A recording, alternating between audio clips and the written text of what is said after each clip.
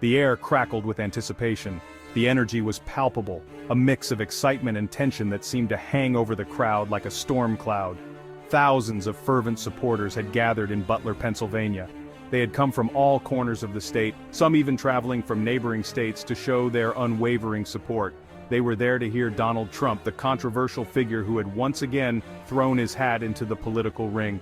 His speeches, known for their fiery rhetoric and polarizing statements, had always drawn large crowds. The crowd roared as Trump took the stage, his words echoing through the loudspeakers. He spoke with the confidence and bravado that had become his trademark, igniting the crowd with every sentence. Suddenly, a sharp, piercing sound cut through the cheers.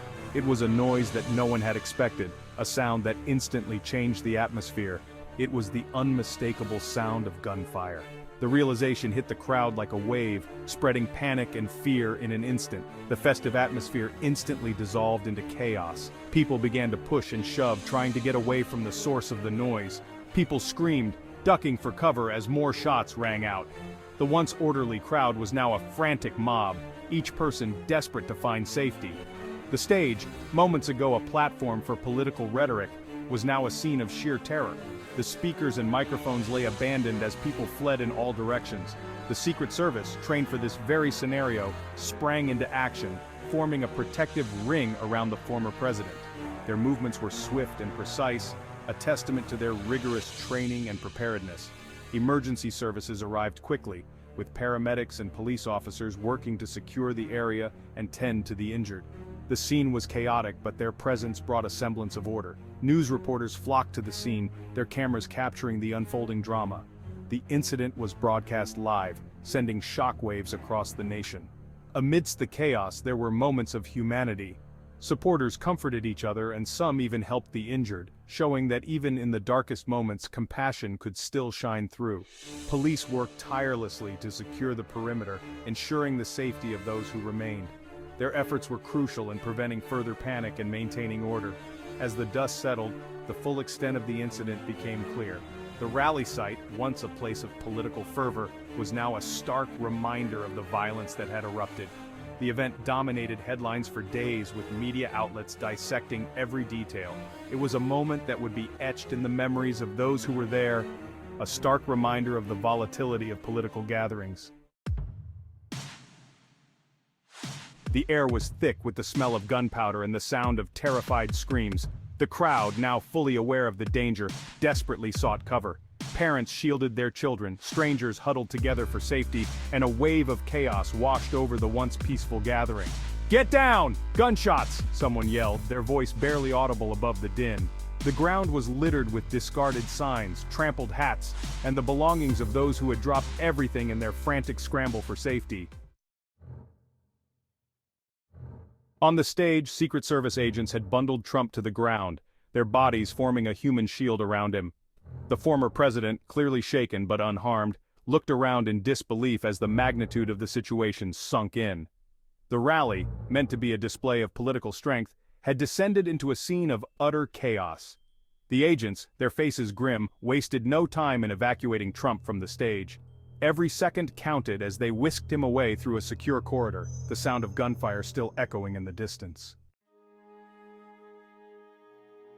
I saw him up there on the roof. He was wearing dark clothes and he had this big gun. I couldn't believe my eyes. It all happened so fast. The witness, a young woman who had been standing near the front of the stage, described the moment the first shot rang out. It was like a firecracker at first, but then I saw people falling, and I knew it was real. Trump, rushed into a waiting motorcade, was whisked away from the scene. The Secret Service, their faces etched with concern, maintained a tight security perimeter as the motorcade sped away. The roar of the engines was a stark contrast to the silence that had fallen over the rally grounds. Inside the armored vehicle, Trump sat in stunned silence. The events of the past few minutes, a blur of noise and confusion, were only now beginning to sink in. He had faced criticism, protests, and legal challenges before, but nothing could have prepared him for the chilling reality of an assassination attempt. The scene at the rally grounds was one of controlled chaos. Law enforcement officers, their faces grim, secured the perimeter, while paramedics tended to the wounded. The air was thick with the smell of gunpowder and the sound of sirens. Tragically, one person, a young man who had been standing near the stage, was pronounced dead at the scene. Two others were critically injured and rushed to nearby hospitals, their lives hanging in the balance. Section 8 FBI launches investigation. As news of the assassination attempt spread like wildfire, the FBI immediately took charge of the investigation. Agents swarmed the area, combing through the scene for evidence. The roof of the building where the gunman had been positioned became a focal point of the investigation. This was a brazen attack on a political figure, FBI Special Agent in charge Jane Mitchell announced at a press conference. "We are treating this as a potential act of terrorism and will leave no stone unturned in our pursuit of justice." Section 9. A nation on edge. The assassination attempt sent shockwaves across the nation and beyond. Social media exploded with reactions, ranging from outrage to disbelief. Political commentators grappled with the implications of the attack, while ordinary citizens struggled to come to terms with the violence that had erupted on American soil. The incident served as a stark reminder of the deep divisions that plagued the country. It raised uncomfortable questions about the nature of political discourse and the very fabric of American democracy. Section 10. Searching for answers. In the days that followed, the investigation intensified. The FBI, working tirelessly, pieced together the movements of the gunman, trying to understand his motives and any potential connections to extremist groups. The nation held its breath, waiting for answers. The gunman, identified as a 28-year-old loner with a history of mental illness, left behind a rambling manifesto filled with anti-government rhetoric and conspiracy theories.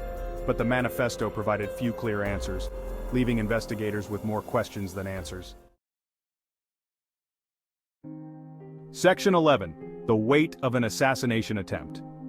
The assassination attempt on Donald Trump, regardless of one's political leanings, was a chilling event that shook the nation to its core.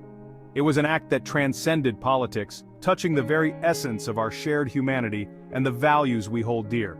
It served as a stark reminder of the fragility of peace and the ever-present threat of violence in a world increasingly defined by extremism and division. The incident highlighted the deep-seated tensions that have been simmering beneath the surface, tensions that can erupt with devastating consequences. As the nation mourned the loss of life and prayed for the recovery of the injured, the collective grief was palpable.